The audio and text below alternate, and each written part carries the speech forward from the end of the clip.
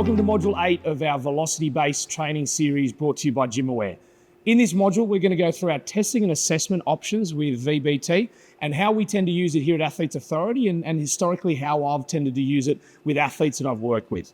And the first part we're going to start in is the unloaded jump options, because when it comes to the GymAware unit for travel purposes, it is a great option to use for either general testing where we want to have a performance outcome, but also readiness monitoring and working out exactly how athletes are performing week in, week out, and using something like a counter movement jump or a continuous jump to be able to understand how their neurological system is functioning based off their current training loads. So to give you a bit of an example, we can either use a belt, we can have a GymAware based belt where it attaches, or we can simply use a dowel rod and we can have a nice repeatable option for counter movement jumps and squat jumps. And obviously for those playing at home, using those two, we can create a really nice eccentric utilization ratio, which we can actually use to influence the way we program for our athletes based off a very simple measure. So you can see when we look at the screen that we can select squat jump, and we're going to go a counter movement option. In this case, we can prepare the athlete and we'll get Georgie to do 3 efforts in her own time, trying to maximize the height. But you can see I've got mean velocity selected. We can measure that, but in most cases, we will want to switch to height so we can get a good output and good understanding of the distance she's traveling. So Georgie, when you're ready, let's go for it. Beautiful, reset. We can see that 0.40. Let's roll again. Great, 0.37. One more, drive it up. Great height, and 33, lovely. So we can see in that it establishes the height, we track it, very simple to use. I can then stop that. If we want to get a little bit of an eccentric utilization ratio, we can make sure it's a counter movement jump. So for our second option, we can look at our squat jump, but only a concentric option. So I'll give Georgie a 3 count before she takes off from that bottom position. And again, we're recording height with this as well. Okay. Ready to go, here we go. 3, 2, 1, up. Oh, really nice, 0.36. Let's go one more for me. Set, 3, 2, 1, up. Great height, 0.39. So very simple to do, very easy data to collect, and a really good option to influence our programming moving forward.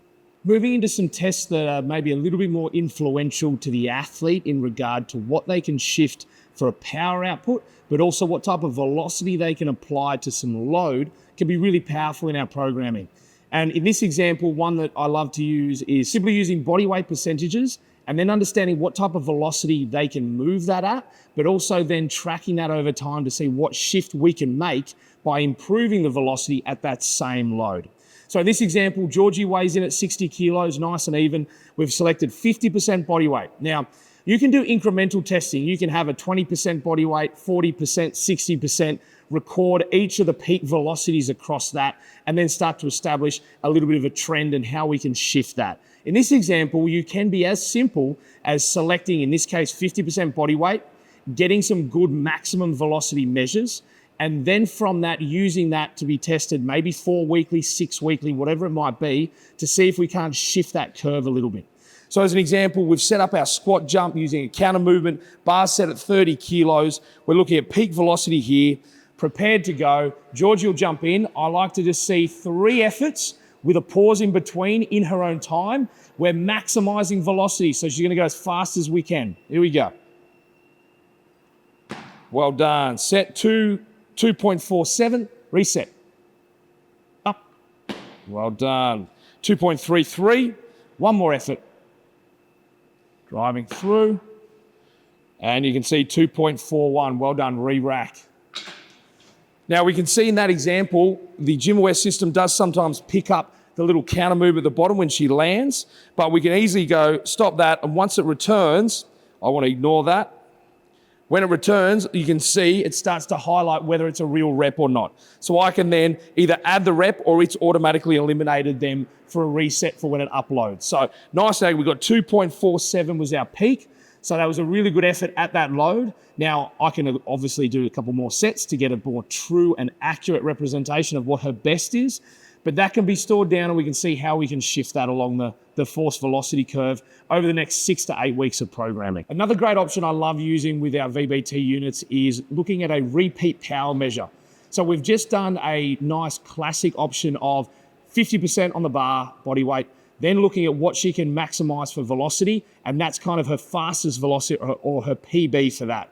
We can then look at how well she can repeat that type of power or that type of velocity. So for example, we can keep 50% on the bar, so we're keeping our 30 kilos. We can then decide on what the decrement might be. Now, depending on the research, depending on what you want to utilize it for, you can select the percentage drop-off. In this case, we're going to have a 10% fatigue drop-off as our cutoff, meaning I'm going to set a target which is at 90% of her best. And we want to see how many reps she can continuously do while keeping above that target. So you can see in here, the threshold target is at 2.22. We're going to see her reset ever so slightly after each jump, just to give her an opportunity to balance. But ultimately, we want maximum jumps, and we're going to see how many reps she can get and repeat that velocity. And we can then mark that down as a little bit of a volume-based option or a repeat velocity/power-based measure. So when you're ready, here we go. I'll give you some feedback.